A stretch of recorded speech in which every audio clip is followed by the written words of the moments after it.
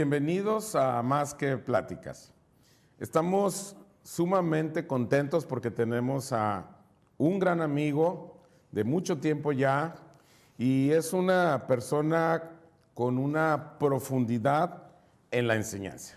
Es un súper maestro y estoy hablando del señor Arnold Ballesteros. Arnold, bienvenido, qué bueno que estás aquí en México con nosotros. Es un placer tenerte aquí, ya sabes que es tu casa.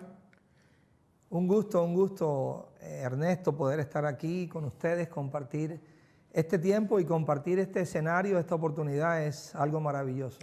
Platícanos, ¿quién es Arnold Ballesteros?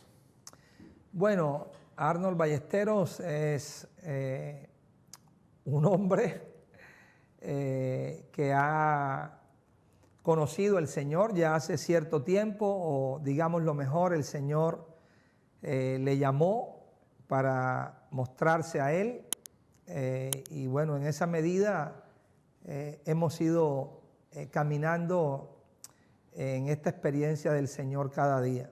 Esposo, estoy casado con Sandra Rodríguez, mi amada esposa, ya cerca de 27 años de matrimonio, padre de 2 hijos, mi hijo mayor Jonathan David y mi hija Sara Sofía. Vivimos en Barranquilla, Colombia y bueno, caminando en esta vida y en esta verdad del Señor, ya por los años que el Señor nos ha permitido. ¿Cómo llegaste al conocimiento de Dios? ¿Cómo ha sido la forma en que tú llegaste a esto? Ok, bueno, ya hace cerca de varias décadas, recuerdo que vine de casa de mis padres en Cartagena, Colombia, y me trasladé a la ciudad de Barranquilla. Ahí me fui a realizar mis estudios universitarios y estando precisamente en el inicio de mi carrera universitaria, empecé a experimentar en mi corazón un deseo que nunca lo había tenido y era un deseo por conocer, ¿ok?, del Señor o de esa idea que uno tenía acerca de Dios. Y recuerdo que en la casa donde estuve viviendo por ese tiempo había una Biblia. Ellos tenían una Biblia allí, bastante viejita por cierto, y por alguna razón, hoy creo que fue ese impulso que el Señor produce, empecé a leer la Biblia.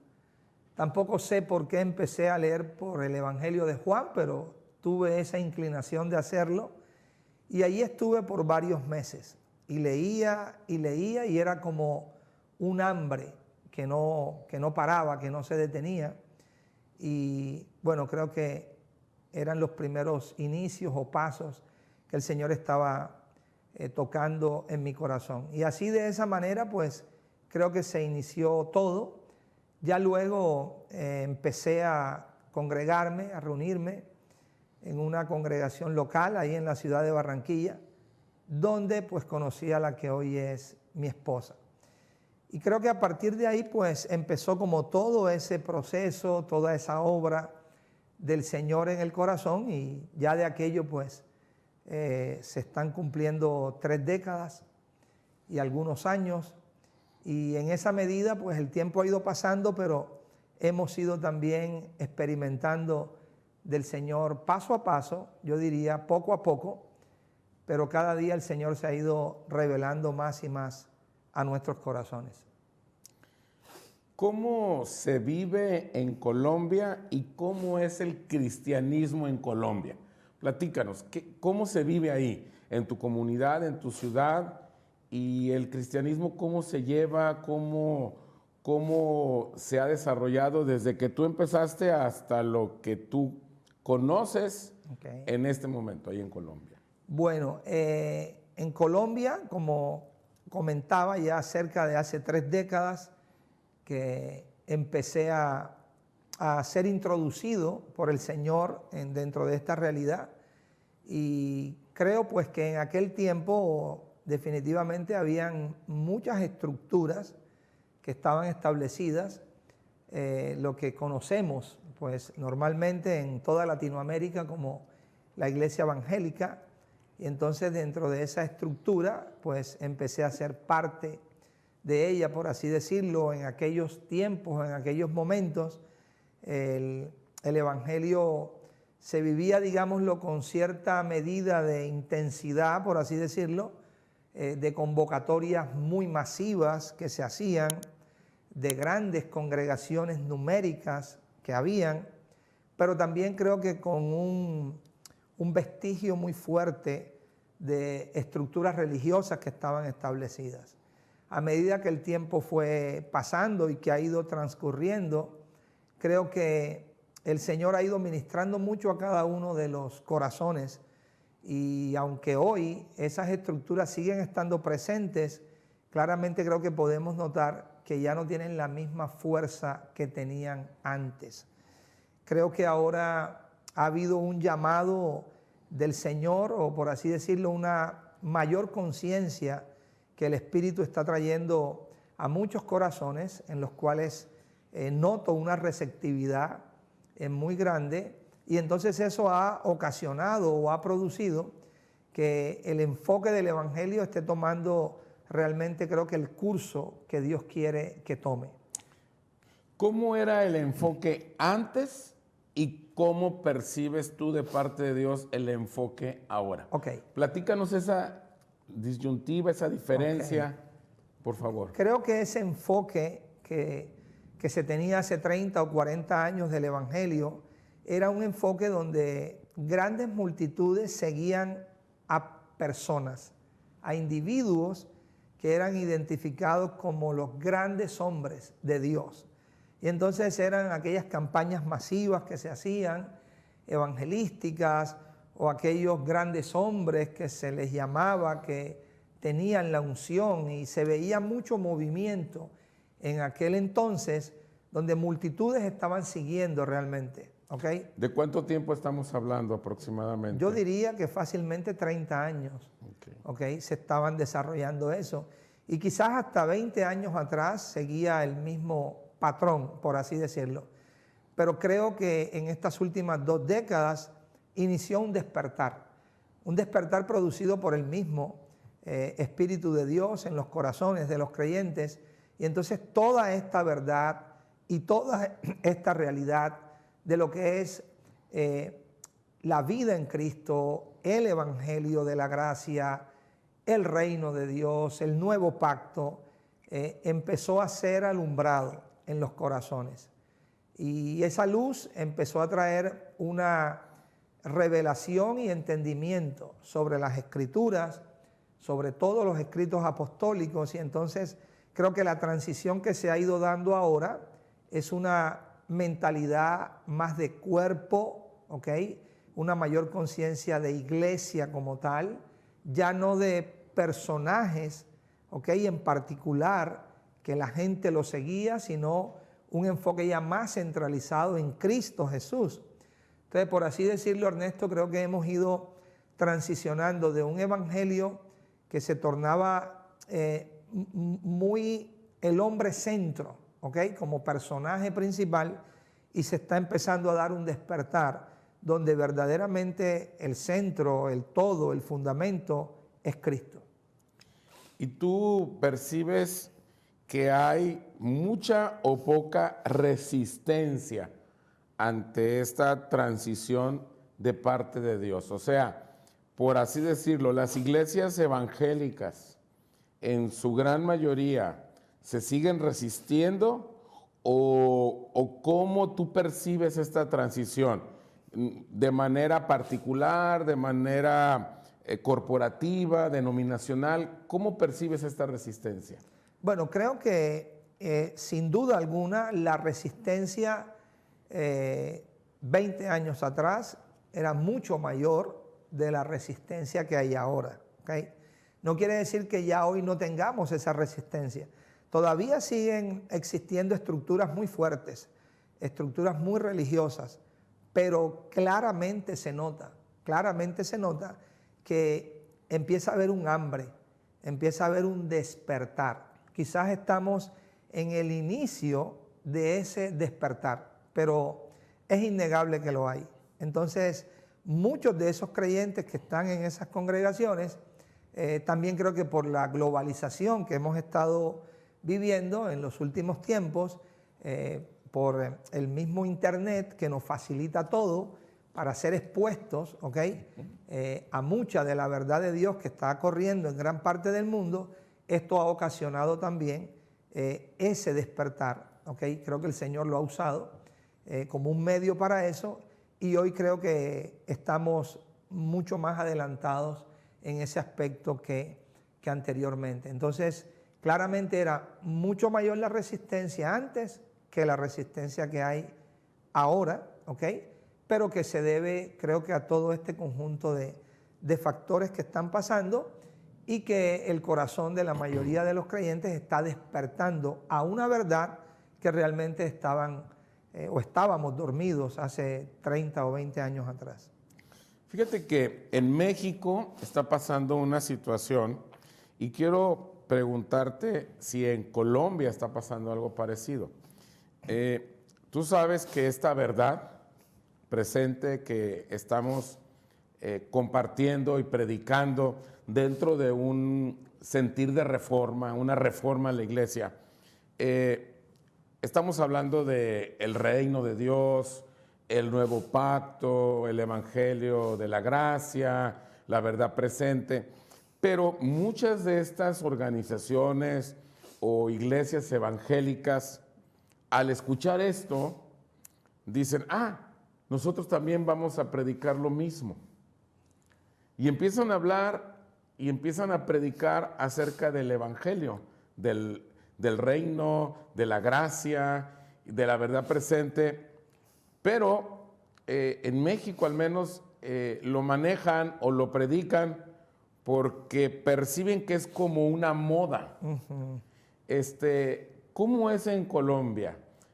¿Cómo es tu experiencia ante estas organizaciones o movimientos que dicen, están predicando del reino, nosotros también vamos a predicar? Platícanos de eso. Creo que no hay mucha diferencia, creo que es muy parecido el proceso que se ha dado también en Colombia. La razón de ser es precisamente, yo diría que a la misma ausencia de una revelación genuina del Señor en los corazones, entonces se tiene esa idea.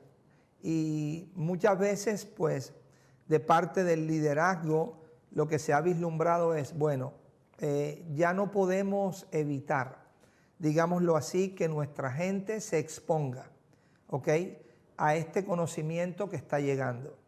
Como no hay manera de evitar eso o de controlar eso, entonces nosotros vamos a introducirnos en eso, para, por así decirlo, no quedarnos fuera de esa frase que usaste, que creo que así la ven, como si fuera una moda. Entonces, si se está hablando ahora de la gracia, pues nosotros no podemos quedarnos atrás. Tenemos que hablar de la gracia, o tenemos que hablar de eso que están llamando el reino, pero la perspectiva es como si fuera eso, como si fuera algo novedoso, de lo cual antes no habíamos hablado y ahora necesitamos hablar. Y es desafortunado, ¿okay? Bueno, por un lado. Por otro, aunque sea desafortunado, se habla y algo se empieza a despertar, ¿okay?, en los creyentes en general. Pero es desafortunado porque no se trata realmente de algo novedoso. Se trata del evangelio eterno, de lo que Dios siempre ha tenido en su esencia y en su corazón para con el hombre. Simplemente que no lo habíamos visto, porque cuando estamos bajo una estructura religiosa, nuestro corazón está lleno de velos que tenemos, y si la luz del Señor no nos alumbra y no nos ilumina, no podemos ver esta verdad. Pero básicamente, de acuerdo a tu pregunta, yo diría que esa es la respuesta. Realmente la diferencia no es para nada grande, es muy exacto lo que pasa aquí con lo que está pasando allá. Pero aún así, si eso es una excusa para que ellos empiecen a exponerse a esta verdad, pues que Dios lo use para su favor. Fíjate que otra de las cosas que hemos estado valorando, al menos aquí en México, Es esta mezcla de muchos siglos ya entre el Antiguo y el Nuevo Testamento. Una mezcla donde ya los, por así decir, evangélicos y católicos ven Antiguo y Nuevo Testamento como parte de lo mismo. O sea, tienen la misma autoridad, son verdades de Dios para la actualidad, etcétera, etcétera, etcétera. Sin embargo, nosotros, los que estamos en esta reforma, sí hacemos una separación de la verdad de Dios pasada y la verdad de Dios presente.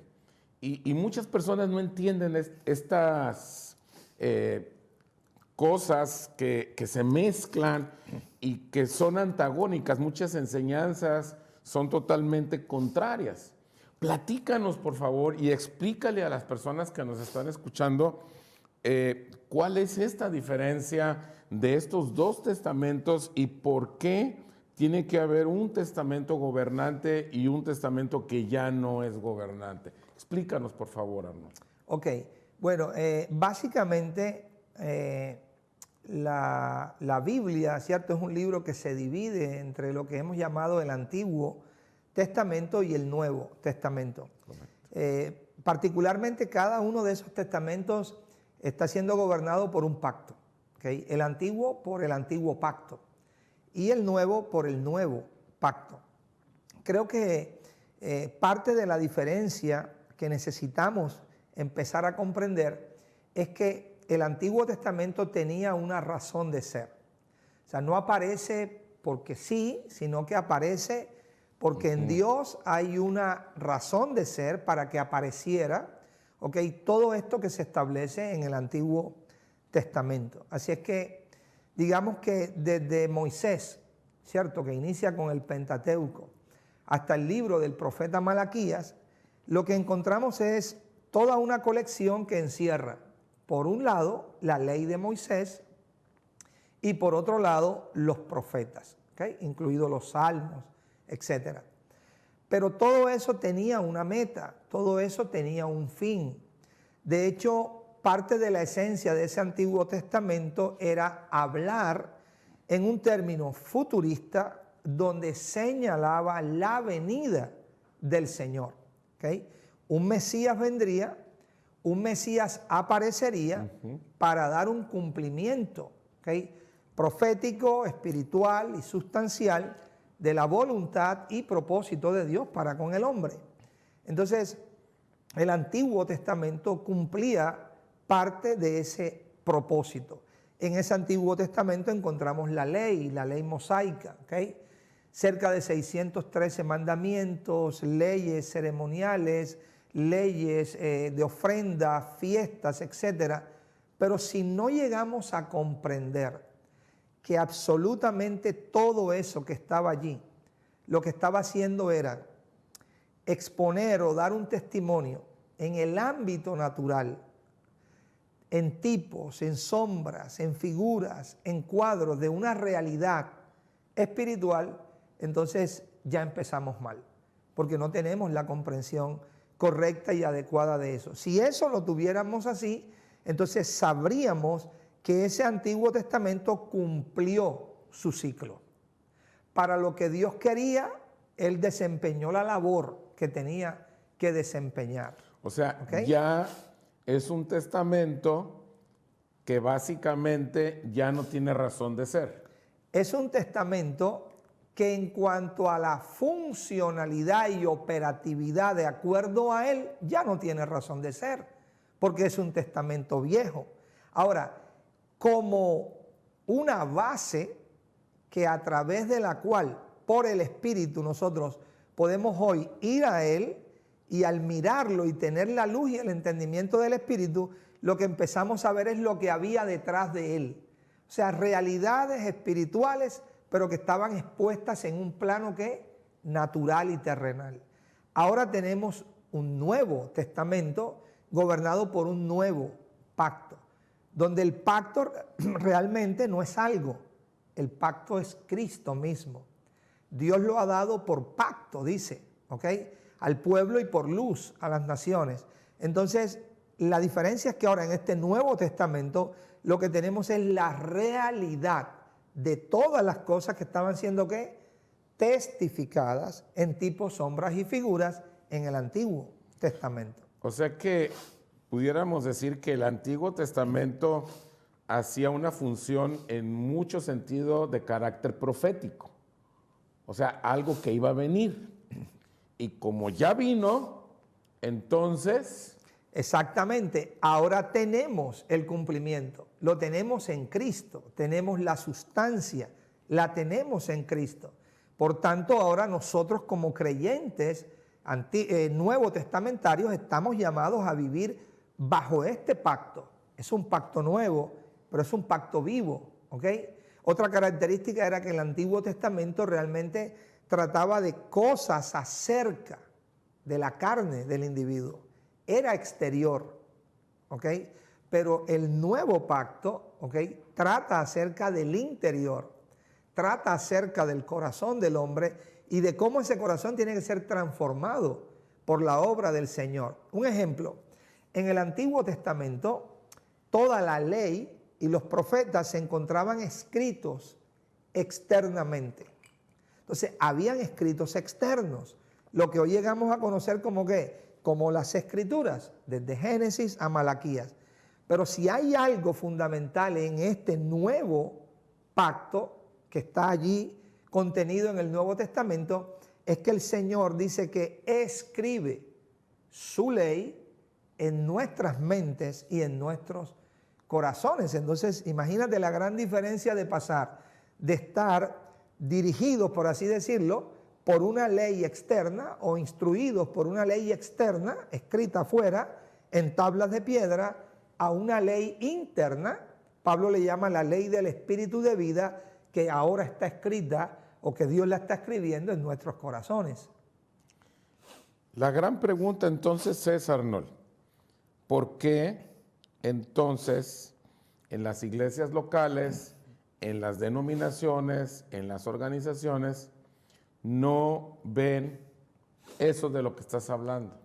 Esa diferencia, ¿por qué se siguen aferrando a que los principios y normas de un pacto, entre comillas, ya caduco, se siguen aplicando en este evangelio del nuevo pacto? ¿Por qué siguen insistiendo?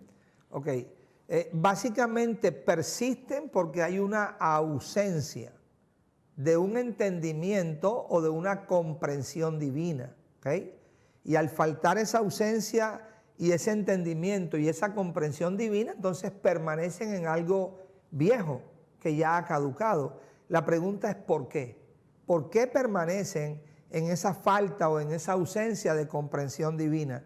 Yo creo que es por una resistencia en el corazón para volverse a la luz del Señor, a la guía del Señor, a la gracia del Señor que verdaderamente está de parte de Dios para enseñarnos, para abrirnos los ojos del entendimiento. Mira, Ernesto, que con esta realidad encontramos también testimonios escriturales muy fuertes. Por ejemplo, Pablo. Pablo fue un hombre que conoció el antiguo pacto. Pablo fue un hombre que era maestro de la ley, ¿ok?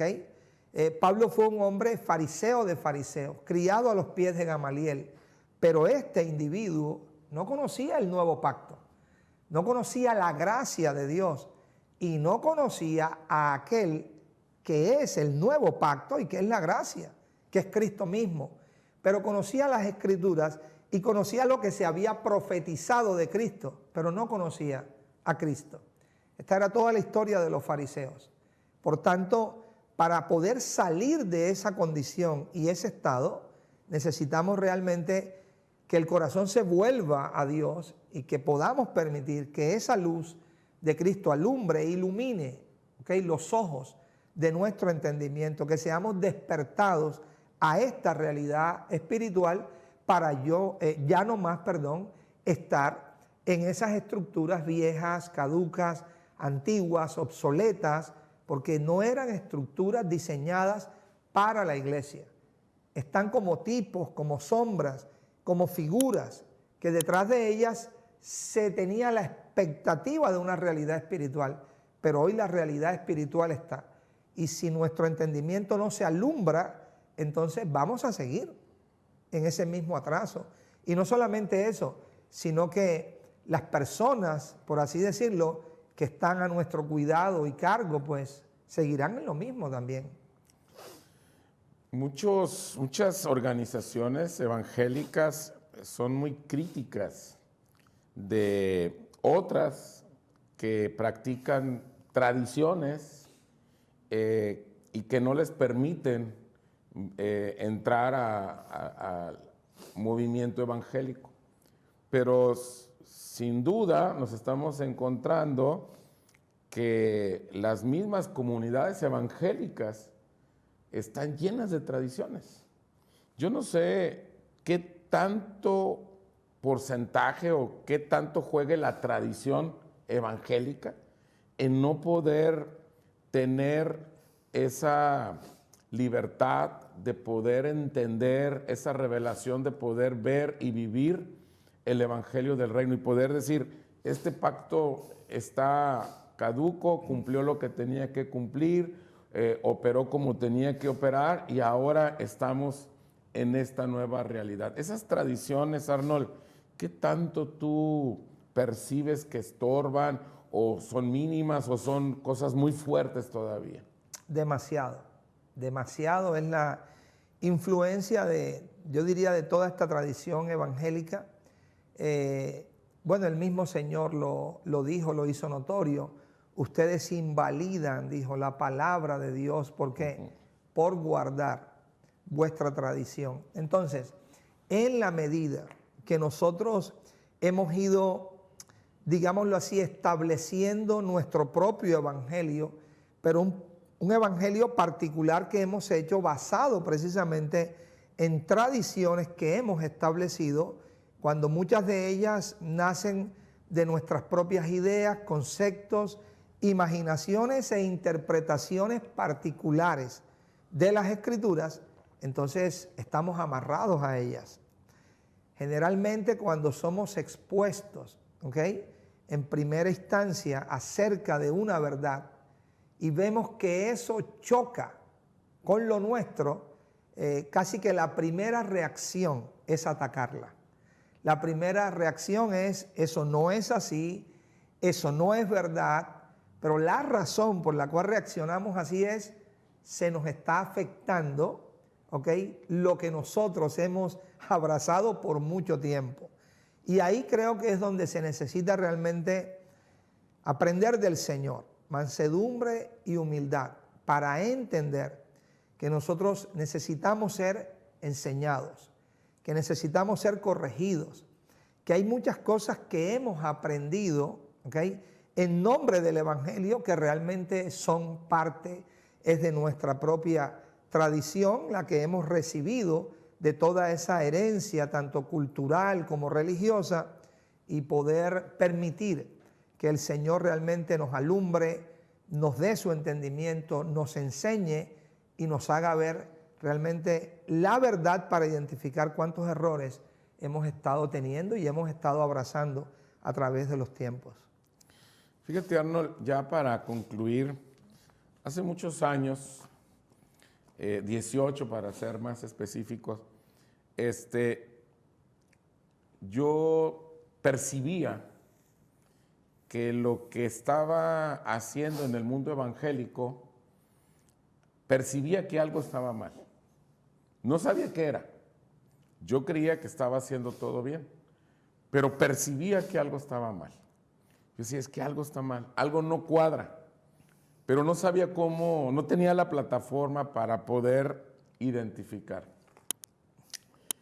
Ya para retirarnos, Arnold, ya para despedirnos, si hay personas que nos están escuchando y dicen, bueno, yo tengo tanto tiempo en el mundo evangélico, pero yo percibo que hay cosas que no están bien en la iglesia, hay cosas que yo percibo que no coinciden entre lo que dice Cristo y muchas de las cosas que se jalan de la ley para llevarlos al mundo evangélico. Ya para concluir, ¿qué les pudieras decir a esas personas? ¿cuál sería tu mensaje final? Así en breve, conciso, ¿qué les aconsejarías en meterse a este maravilloso nuevo pacto? Bueno, básicamente, siendo muy concisos, primero que razonaran en lo siguiente: si ellos han permanecido en esa estructura y el permanecer allí los ha llevado a la condición en la que están hoy, pues deben concluir que si siguen allí van a continuar exactamente en lo mismo. Segundo, esas inquietudes que tienen no son inquietudes que les han brotado de la nada, no. Esas inquietudes no se han formado en un vacío. Es el mismo Espíritu de Dios que está trayendo esa luz a sus corazones. Así es que mi recomendación es que sigan esa instrucción del Espíritu, que permitan que el Espíritu les continúe enseñando y mostrando acerca de esta verdad, y que con todo su corazón busquen cada día esta verdad, ¿ok? Se vuelvan al Señor y el Señor los irá guiando y definitivamente los sacará de esa estructura para que ellos verdaderamente empiecen a conocer esta verdad gloriosa del Evangelio de la gracia, del reino, de este nuevo pacto vivo, que no se trata de cosas, se trata de Cristo el Señor revelándose a sus corazones. Arnold, pues muchísimas gracias. Gracias a ti, Gracias Ernesto. por esta entrevista. Ya se nos acabó el tiempo, pero vamos a seguir en contacto, vamos a hacer otras entrevistas. Y amigos, pues muchas gracias por habernos acompañado en este momento, en esta entrevista que tenemos con este doctor, este señor, este amigo, hermano, el doctor Arnold Ballesteros. Muchas gracias y seguimos en contacto. Hasta pronto.